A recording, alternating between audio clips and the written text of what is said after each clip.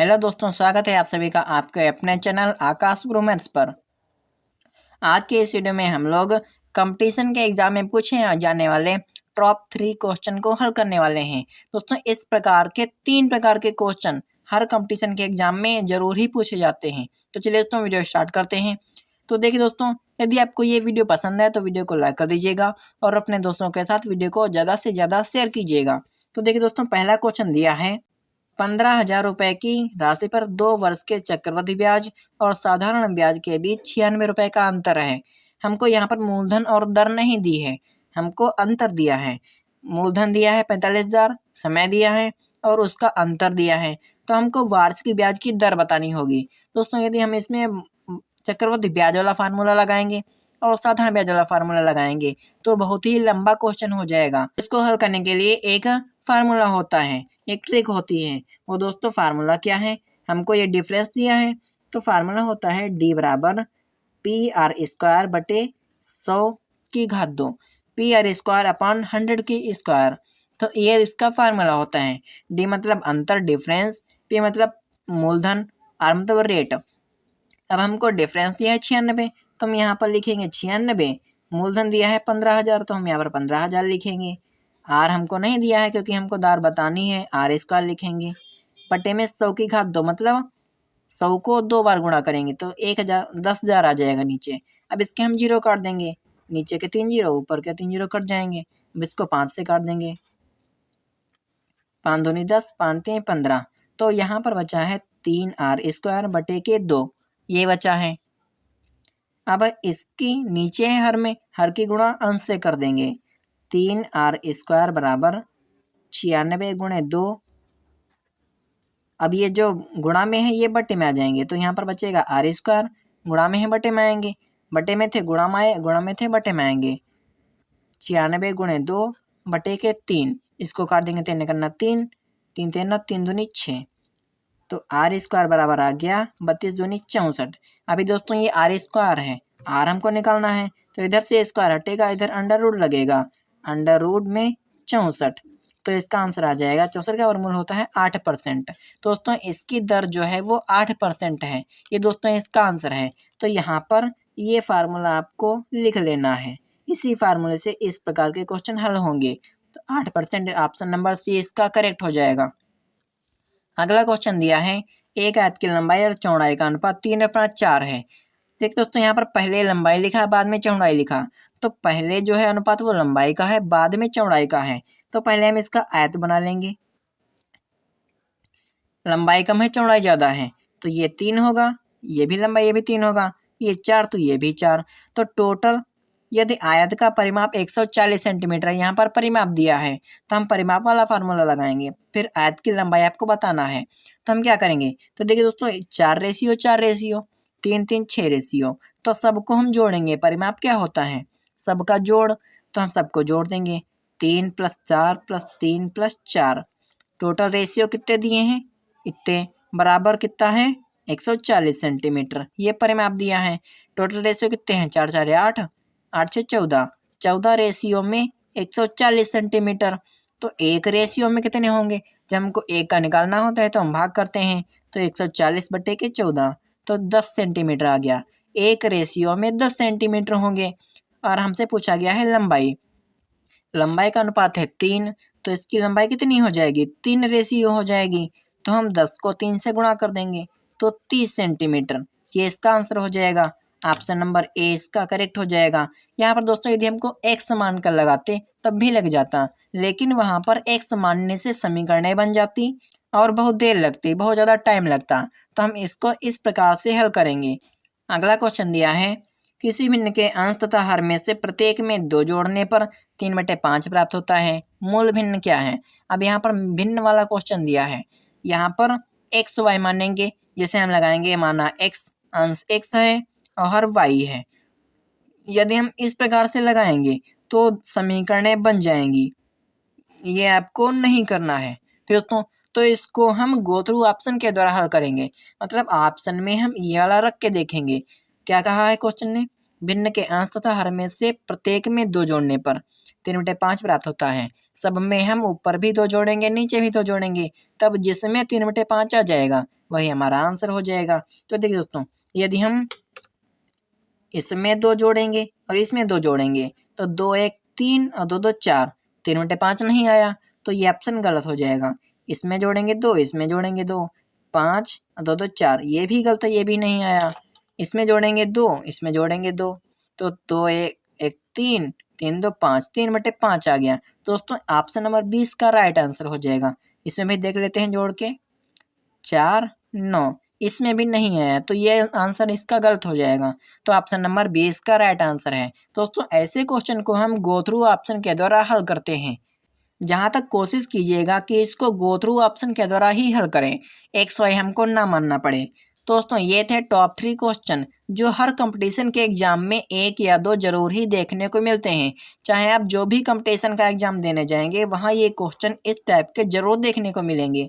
दोस्तों ऐसे क्वेश्चन को देखकर आपको डरना नहीं है, इसको इस ट्रिक के द्वारा हल करना है, तो आप इसको बहुत ही जल्दी हल कर लेंगे। तो चलिए दोस्तों इसको किस प्रकार से हल करेंगे देख लेते हैं।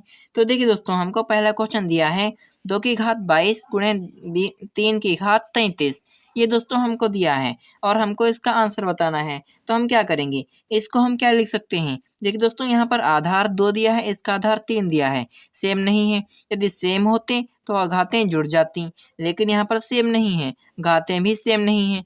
लेकिन हम इनको क्या सेम बना सकते हैं। दोस्तों इसको हम पहले तोड़ लेंगे, तो हम 2 को क्या लिख सकते हैं, 2 को क्या लिख सकते हैं, 2 गुणे 11 लिख सकते हैं, तो 11 दूनी 22 हो जाएंगे। गुणे 3 को क्या लिख सकते हैं, 3 गुणे 11 लिख सकते हैं। अब दोस्तों एक फार्मूला होता है ए की घात m की घात n, ठीक दोस्तों, तो वहां पर हो जाएगा ए की घात m n हो जाता है। ये दोस्तों एक फार्मूला होता है। यदि ए की घात m उसकी पावर n होगा यानी डबल होगा, तो उसकी घात m n मतलब घातों की गुणा हो जाती है।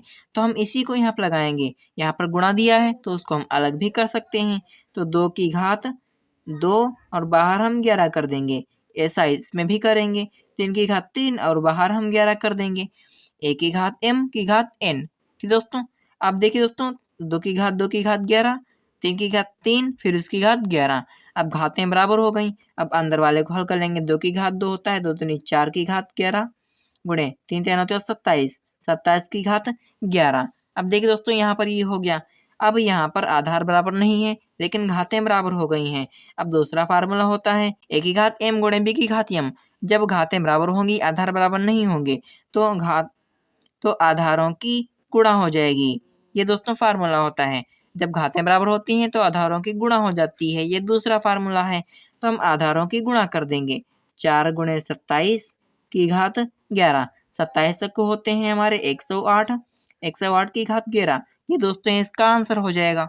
अगला क्वेश्चन दिया है 2 भाग 2 भाग 2 भाग 2। इस टाइप का आपको कहीं क्वेश्चन मिल जाए तो आपको घबराना नहीं है, बहुत ही शानदार ट्रिक के साथ इसको हल कर लेना है। तो देखिए दोस्तों, जब आपको 4 या 5 बार दिया होगा तो आपको क्या करना है, पहले हम 2 लिखेंगे, फिर बटे में ये जितने 2 दिए हैं, पहला 2 हमने ऊपर लिखा, बाकी के जितने भी ये 2 दिए हैं सबको नीचे गुणा करके लिख लेंगे। दोस्तों पहला 2 ऊपर, बाकी के सब नीचे लिख लेंगे गुणा करके। 2 2 कैंसिल हो जाएगा तो ऊपर 1 बचेगा, 2 दूनी 4, नीचे हमारा 4 बचेगा, 1/4 इसका आंसर हो जाएगा। तो देखिए दोस्तों, अगला क्वेश्चन हमने ले लिया है 4 भाग 4 भाग 4 भाग 4। इसमें 4 दिया है तो अब 4 ऊपर लिखेंगे, बाकी के जो 3 4 बचे हैं इनको हम गुणा करके नीचे लिख लेंगे।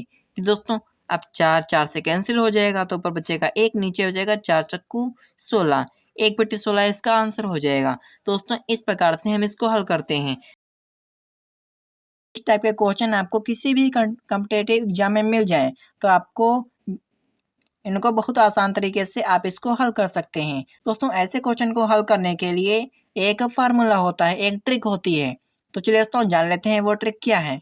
तो देखिए दोस्तों, हमने पहला क्वेश्चन ले लिया है 2 की घात 20 प्लस 2 की घात 20 प्लस 2 की घात 20 प्लस 2 की घात 20, 4 बार दिया है 2 की घात 20। अब यदि इसको हम खोलकर जोड़ेंगे तो बहुत ही ज़्यादा कठिन हो जाएगा, बहुत ही ज़्यादा इसको सिंप्लीफाई करना पड़ेगा। तो हम क्या करेंगे, तो देखिए दोस्तों यहाँ भी 2 की घात 20 4 जगह है तो इसमें से हम कॉमन ले लेंगे, 2 की घात 20 जो है वो हम कॉमन ले लेंगे। तो यहाँ पर क्या बचा, 1 बचा, क्योंकि सबका गुणांक 1 होता है, सबका गुणांक 1 होता है, 2 1 2, वही रहेगा।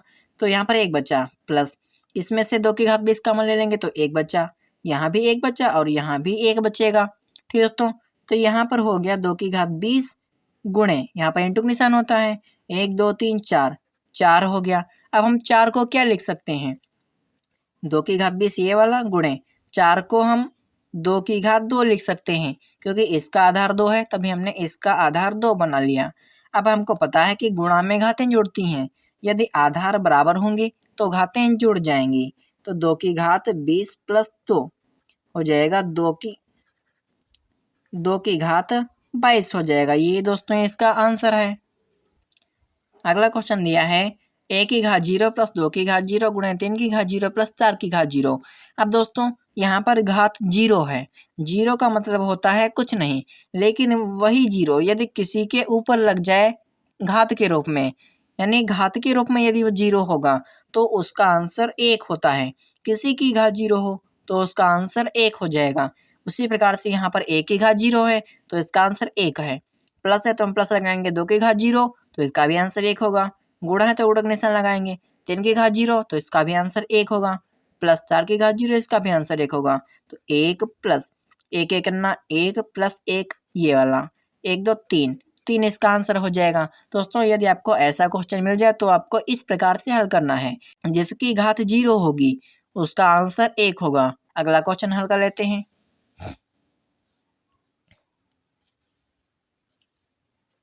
तो देखिए दोस्तों हमने अगला क्वेश्चन ले लिया है 3 की घात 3 प्लस 3 की घात 3 प्लस 3 की घात 3 प्लस 3 की घात 3 4 बार दिया है। दोस्तों इसको हम क्या करेंगे, तो दोस्तों इसको हम चारों में से 3 की घात 3 को कॉमन ले लेंगे, 3 की घात 3 को हम कॉमन ले लेंगे तो यहाँ पर एक बचा, क्योंकि सबका गुणांक 1 होता है, 3 करना 3 दोस्तों, प्लस यहाँ से ये चला जाएगा 3 की घात 3 तो कुछ नहीं बचेगा, तो वहाँ पर हम 1 लिखेंगे क्योंकि 3 करना 3 होता है। यहाँ पर एक बचा और यहाँ पर एक बचा। अब दोस्तों इसको हम जोड़ लेंगे, 3 की घात 3 गुणे 1 2 3 4, यहाँ पर 4 आ गया। अब दोस्तों यदि यहाँ पर पहले क्वेश्चन की तरह 2 की घात 2 करेंगे आधार बराबर करेंगे तो यहाँ पर आधार बराबर नहीं होंगे, क्योंकि इसका आधार 3 इसका आधार 4 है। दोस्तों यही इसका आंसर हो जाएगा। अगला क्वेश्चन दिया है 10 की घात 100 भाग का निशान 100 की घात 10। अब यहाँ पर इसको हम किस प्रकार से हल करेंगे, तो देखिए दोस्तों जब आपको इस टाइप के क्वेश्चन मिल जाए तो आपको बहुत ही आसानी से इसको हल कर लेना है। तो सबसे पहले आपको आधारों को बराबर करना है या घातों को बराबर करना है। तो यहाँ पर दिया है 10 की घात 100 भाग, इसको हम क्या लिख सकते हैं 10 की घात, तो हम इसको लिख सकते हैं 10 की घात 2 लिख सकते हैं। ठीक दोस्तों 100 को हम 10 की घात 2 लिख सकते हैं और ये 10 जो है वो हम इसके बाहर लिखेंगे, ये वाले, ये जो 10 की घात 2 हम इसको लिखा, 100 को हमने 10 की घात 2 लिखा, ये 10 यहाँ पर लिखा, 10 की घात 100 भाग। अब देखिए दोस्तों जब a की घात m की घात n होता है, a की पावर m की होल पावर n, तो a की पावर m n हो जाता है, मतलब घातों की घात होती है तो घातों की गुणा हो जाती है। तो हम यहाँ पर 10 की घात 10 दूनी 20 कर देंगे, 10 की घात 20 हो जाएगा, 10 की घात 20 हो गया। अब भाग में घातें घटती हैं, जिस प्रकार से गुणा में घातें जोड़ती हैं उसी प्रकार से यदि आधार बराबर हैं तो घातें घट जाती हैं। यदि बीच में भाग का निशान लगा है तो 10 की घात 100 में से 20 चले जाएंगे, 100 माइनस का 20, तो 10 की घात 80 बचेगा। ये दोस्तों इसका आंसर है, 10 की घात 80 इसका आंसर हो जाएगा। दोस्तों इस प्रकार से हम कंपटीशन के एग्जाम में बहुत ही आसान तरीके से ऐसे क्वेश्चन को हल कर सकते हैं।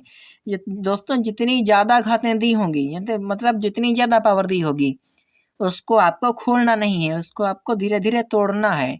दोस्तों आज के लिए बस इतना ही। तो आशा करता हूँ कि आपको ये सिंप्लीफिकेशन, ये जो क्वेश्चन जो है ट्रिक, ये समझ में आ गई होगी।